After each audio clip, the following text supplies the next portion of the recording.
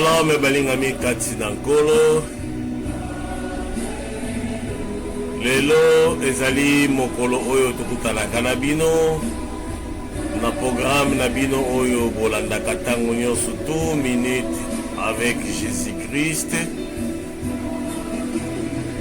Minute avec Jésus-Christ ezali programme oyo tokabolaka na bino maloba na bomoi, maloba oyo esalaka po ete moto azwa bomoi, maloba oyo esalaka ete po ete moto abika. Lelo natelemi lisusu liboso na bino mpona kopartage na bino maloba na bomoi nyonso tu ezali mpo na ngolu na nkolo, ezali mpo na ngolu na Nzambe. Nde lelo nga na bino tokutani lisusu awa po topartage na bino maloba na bomoi. Po soki ezalaki na ngolu na nkolo te, nde tolingaki topartage na bino lisusu na journée ya lelo te, po ete nzoto etungisaki ngai mikolo mingi. Nasalaki une semaine na ndambo se na mbeto ya maladi, kasi na ngolu ya Nzambe, Nzambe asali ngai po ete na telema na ya lisusu kopartage na bino maloba na bomoi. Yango wana nazali koremercie Nzambe oyo azali Nzambe na bomoi, azali Nzambe akokana nyonso, azali Nzambe abongi na lokumu, azali Nzambe likolo ya banzambe nyonso. Yango wana nabengaka ye kaka Jehova Rafa,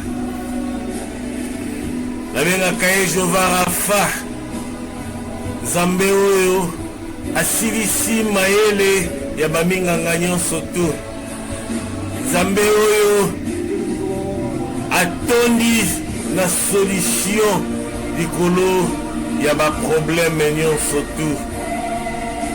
Yango wana elongo na bino na ngai na ye toya kokumisa Nzambe oyo, Nzambe na bomoi. Merci Seigneur mpona komema ngai lisusu kati na esika oyo.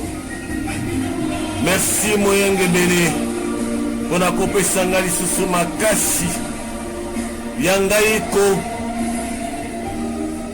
partage maloba na yo ya bomoi, ya ngai kolendisa lisusu libota na yo kati na nzela oyo ya canal sera de notre Seigneur Jésus Christ. Ya ngai kopanza lisusu sango elamo, ya ngai koleisa bilei na bomoi na baoyo bakufi nzala kati na molimo. Yawe tika ete liloba na yo ekoba mokonzi na bikamwa, sika ete eloko moko te mpe circonstance moko te ekoka kotelemisa liloba na yo, eloko moko te ekoka kotelemisa ngai etia stop na parole na yo, parole divine, parole na bomoi. Elongo nga na libota na ngai tokumisi yo po ete ozali Nzambe, po ete yo salaka. Na remercie yo lisusu na pema na yo ya bomoi, na remercie yo lisusu na sante oyo opesi ngai, po ete Yawe otelemisi ngai après une semaine na ndambo, presque 2 semaines ya mbeto ya maladi, kasi na ngulu na yo yo otelemisi ngai po ete naya lisusu kopartage liloba na yo liboso ya peuple na yo, liboso ya libota na yo. Merci Seigneur. Na kombo na yo Jehova de la lobby, gloire et louange à toi Seigneur Jésus-Christ. Ndeko na ngai molinga mikati na nkolo, yo oyo oza komona ete ya yo esuki, yo oyo ozali komona ete maladi na yo ezali na solution te, ngai na ye kolobela yo ete Nzambe oyo azali Nzambe na bomoi, na ye kolobela yo te ete Nzambe oyo azali Nzambe na solution, Nzambe oyo apesaka solution na nyonso tu, oyo nyonso ezali kotungisa bomoi na yo ete Nzambe oyo apesaka yango solution. Moto moko akosa yo te, moto moko te agite yo ete Nzambe asalaka te, moto moko te amema yo na lokuta aloba ete maladi na yo ezali na solution te, aloba ete problème na yo ezali na solution te. Yebaka yango ete Nzambe moko aza na likolo, azali Nzambe oyo apesaka solution. Nzambe oyo azali na likolo apesaka bomoi, ata balobi maladi yango ezali ndenge nini, kasi ye apesaka solution, ye abikisaka, ye apesaka santé. Ndeko na ngai oyo ezalaki kati na ngai, soki ezalaki kaka mpo na minganga, ezalaki ete batia batio nalata basashe na mopanzi, kasi Nzambe oyo azali Nzambe solution, Nzambe oyo azali Nzambe miracle, Nzambe oyo azali Nzambe salaka. Lelo oyo natelemi lisusu liboso na bino mpona kotatola monene na Nzambe oyo, mpona kotatola oyo Nzambe oyo ya bomoi asalaka. Yango wana mpe naye koyebisa yo ndeko, lolenge oyo azali kosala kati na bato, lolenge oyo asali kati na ngai, lolenge oyo akosala mpe epai na yo. Yo oyo omoni ete maladi na yo eza na solution te, me yebaka yango Yesu Masi azali na solution na maladi na yo. Yo oyo omoni ete problème na yo ezali na solution te, yake pa na Yesu okozwa solution. Ate umeli bambula boni, yaka sepai na Yesu okozwa solution. Po ete Yesu azali na solution na maladi na yo, po ete Yesu azali na solution na problème na yo. Ate umeli ndenge nini, yebaka yango solution ezali. Ndeko na ngai oyo asukisi baminganga nyonso tu ezali se ye nabengaka ye Jehova Rafa. Jehova Rafa azali na solution po ye nde asukisi mayele ya baminganga nyonso. Esika baminganga basuki nde esika ya ye ebandaka. Esika oyo baminganga balobi ke solution ezali te nde esika ya ye solution eyaka. Na ntango oyo okomaka komitungisa ya makasi nde esika oyo ye akomaka kopesa solution na problème. Na ntango oyo esika oyo omitungisaka makasi olobi ete solution eza lisusu te mpo na problème ya santé na yo, na problème ya maladi na yo, nde na ntango oyo ye abandaka koopere, na ntango oyo ye abandaka kosala. Ndeko na ngai kozonga nsima te, kobwaka kulusu na yo te, kose décourage te. Yebaka yango ete Nzambe oyo azali na bomoi, Nzambe oyo azali na solution. Tobengi ye Jehova Rafa po ete azali monganga ya bamonganga nyonso tu, azali Nzambe oyo aza na solution na maladi nyonso tu. Ata yo balobi ete okobota lisusu te parce que batrompe na yo ezali na problème. Okobota lisusu te parce que ozali na problème moko boye songolo ya santé ezanga solution.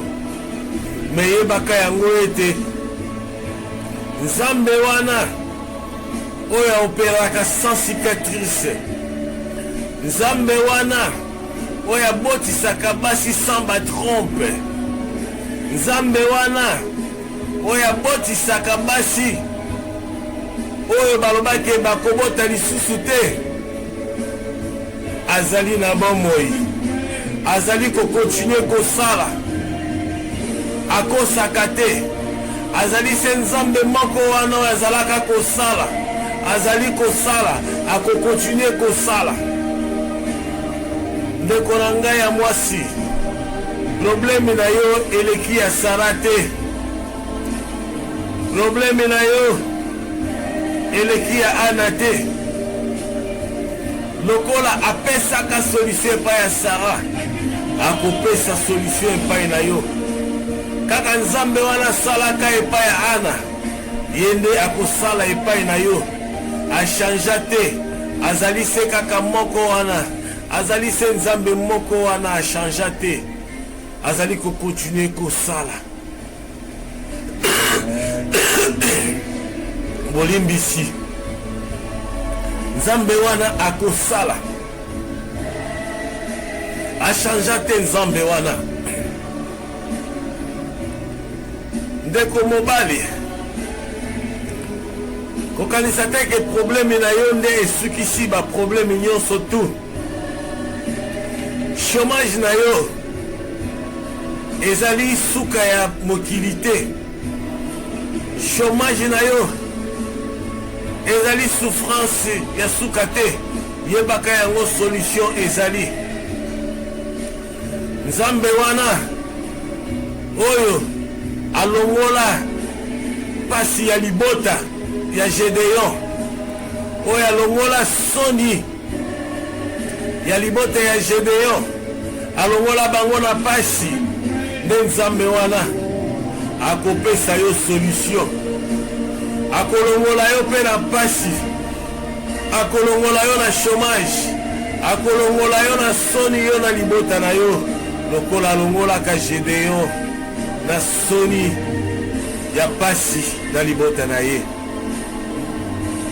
Nzambe wana achangea te, nzambe wana achangea te. Ata yo balobi ete age epusani, age eleki, po ete yo bala parce que age esi eleki, osi olekeli age eleki te ndeko na ngai. Ce n'est pas encore trop tard, ezali trop tard te. Kaka nzambe oyo alongolaka soni ya Naomi, yo nde akolongola yo pe lisusu soni. Eza se nzambe wana nde akolongola yo soni, achangea te, azali se nzambe moko wana ndeko na ngai, achangea te. Tingama na ye okomona, kangama na ye okomona. Poète Psaume 34 verset 7 ezali koloba na biso ete quand un malheureux crie, l'Éternel attend et les sauve de toutes ses détresses. Bible elobi na biso ete tango malheureux agangaka, nzambe ayokaka pe asovaka ye na détresse na ye.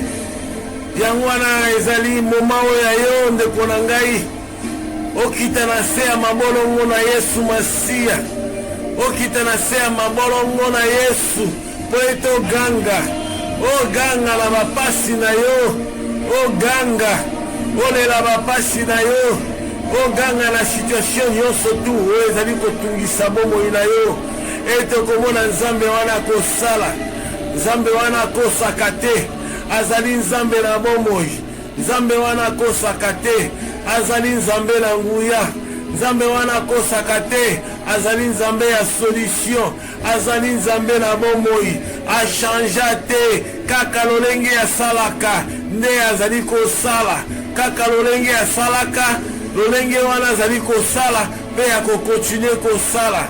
Nzambe wana achangea te. Soki asalaki epai ya Ana, asalaki epai ya Sara, akosala pe epai na yo.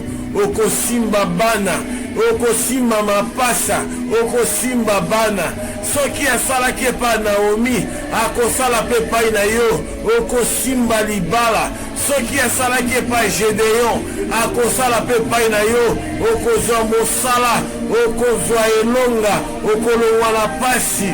Nzambe wana akosaka te. Azali se nzambe wana asalaka epai na bango, azali se nzambe azali kosala epai na biso, pe azali nzambe ya kosala epai ya bana na biso. Azali se nzambe wana moko, achangea te. Dieu ne change pas.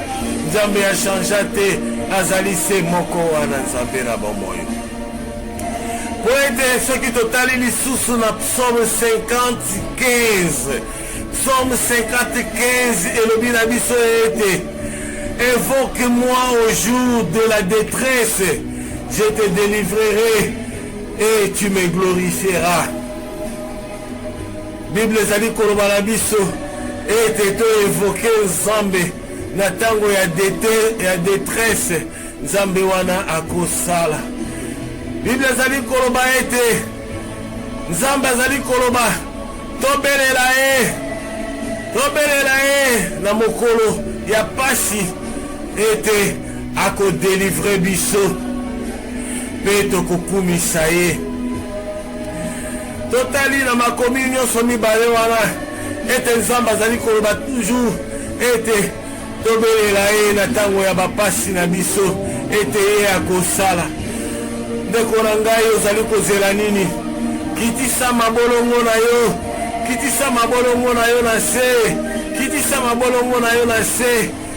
Banda kobelela pasi na yo liboso na nzambe, banda kobelela pasi na yo po ete nzambe alobi to kriye, ete nzambe alobi to belela ye po ete ye asala.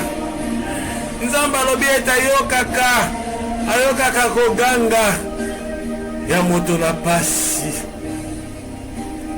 Nzambe alobi ete ayokaka koganga ya moto na pasi. Yango wana tia mabolongo na yo na se, ndeko na ngai. Tia mabolongo na yo na se liboso ya mokonzi na lola. Tia mabolongo na yo na se liboso ya oyo akela likolo pe na se. Tia mabolongo na yo na se liboso ya oyo akela bomoi na yo po ete asala, po ete yende asimbi bomoi na bato, yende asimbi solution ya bomoi na bato. Ma sœur, mon frère, nzambe aza na posa na yo, nzambe aza na posa na yo, nzambe aza na posa na yo po ete oluka elongi na ye. Nzambe aza na posa na yo po ete oluka ye.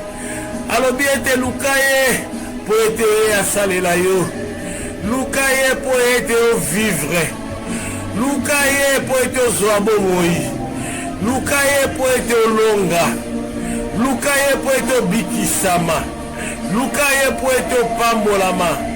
Po ete soki totali na livre ya Amos chapitre 5 verset 4, elobi na biso boye: car ainsi parle l'Éternel à la maison d'Israël, cherchez-moi et vivez.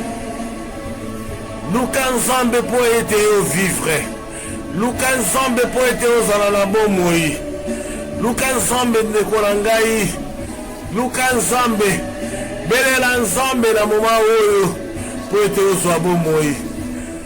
Luka nzambe ndeko na ngai, po ete nzambe nde azali na nyonso oyo ozali koluka, nzambe nde azali na solution na nyonso oyo ozali koluka. Ndeko na ngai, solution ezali esika mosusu te, solution ezali se epai ya oyo akela likolo na se. Solution ekouta esika mosusu te. Tia mabolongo na yo na se, banda kobelela bapasi na yo. Tia mabolongo na yo na se, ndeko na ngai, banda kobelela. Tika ete mokolo na lelo mercredi ezali 3e jour ya semaine. mokolo ya lelo le 3 mars ezali 3e jour ya mois de mars. Mokolo ya lelo le 3 mars ezali 3e mois. Chiffre 3 oyo ezali mokolo ya misato oyo ya lisekwa ya Yesu Masiya. Yesu akufaki pe asekwaki après 3 jours. Tika ete 3e jour oyo ezala jour ya lisekwa na yo. Tika ete 3e jour oyo Yesu asekwaki ezala 3e jour ya lelo. Ezala 3e jour ya mois oyo. Ezala 3e jour ya semaine oyo. Ezala 3e jour ya mois oyo. Ezala 3e mois ya année oyo. Chiffre 3 ya lelo ezala 3e jour ya lisekwa ya Yesu Masiya. Ezala 3e jour ya lisekwa ya yo na ba problème na yo. Ezala 3e jour ya lisekwa na yo. Osekwa kati na ba problème ezali kotumbisa bomoi na yo. Tika ezala 3e jour ya lisekwa. 3e mois ya année oyo. Ezala 3e jour oyo Yesu asekwaki. Ezala 3e jour tosekwa na Yesu elongo na ngai na bino totia mabolongo na se tokende kobelela bapasi na biso. Tobelela bapasi na biso ndeko na ngai. Tokita na se mabolongo na biso na se po ete tokende kolela bapasi na biso. Tokita kozela te ndeko na ngai. Kozela te ndeko na ngai. Kozela te ndeko na ngai. Tia mabolongo na yo na se. Tokita na se ya makolo na Yesu. Tokita na se ya makolo na Yesu. Tokende kolela bapasi na biso. Tokende kolela bapasi na biso po Yesu asala. Ndeko na ngai kozela te ndeko na ngai. Kozela lisusu eloko te. Ngongebelemi po ete yozwa victoire. Ngongebelemi po ete yozwa délivrance. Ngongebelemi po ete olongwa na bapasi na yo. Ngongebelemi po ete yozwa kimia na bomoi na yo. Ngongebelemi po ete yozwa libota. Ngongebelemi po ete osimba bamapasa. Ngongebelemi po ete ozwa libala. Ngongebelemi po ete ozwa mosala. Ngongebelemi po ete obika kati na maladi ezali kotungisa bomoi na yo. Ngongebelemi po ete ozala délivre. Ngongebelemi Yesu asala na bomoi na yo. Ngongebelemi ndeko na ngai. Ngonga ebelemi tia mabolongo na yo na se elongo na ngai po ete tokende kobelela bapasi na biso. Ngongebelemi ndeko na ngai. Alléluia. Alléluia. Merci mokonzi na bikamwa. Yahweh na ngai na bandeko na ngai toye elongo kobuka mabolongo na biso na se. Yahweh elongo na bandeko na ngai totie mabolongo na biso na se. Toye kosopela yo bapasi na biso nyonso tu mokonzi na lola papa. Po ete yo ndo ozali solution na biso mokonzi na bikamwa. Yo ndo ozali esika oyo biso tozwaka libiki. Yo ndo ozali oyo aleki baminganga nyonso tu na mayele. Tala ndeko oyo ayela bapasi na ye ezali kotungisa ye ntango nyonso. Tala ndeko ye na maladi ezali kolata nzoto na ye ezali kolia nzoto na ye mobimba. Tala ndeko ye na maladi ezali kotungisa bomoi na ye nyonso. Yahweh akoki kozonga sans solution te. Po ete yo ndo ozali solution ya nyonso mokonzi na lola. Yahweh na bikamwa papa yo salaka lekala kosalaka ntina bomoi ya ndeko oyo. Papa na lola ndeko ya ye ete balominganga balobi ete akoki kosimba lisusu mwana te paseke batrompe na ye ezali ya kobeba. Tala ndeko ya ye ete balobi ete batrompe na ye esengeli bakata. Tala ndeko ya ye po ete si bakati batrompe na ye balobi akosimba lisusu bala te kasi yo obotisaka sa batrompe. Yahweh na lola toye elongo na libota na ngai nyonso tu na bandeko nyonso tu bazali kati na kanali oyo sera de notre Seigneur ete baye liboso na yo mpona baprobleme na bango mokonzi na bikamwa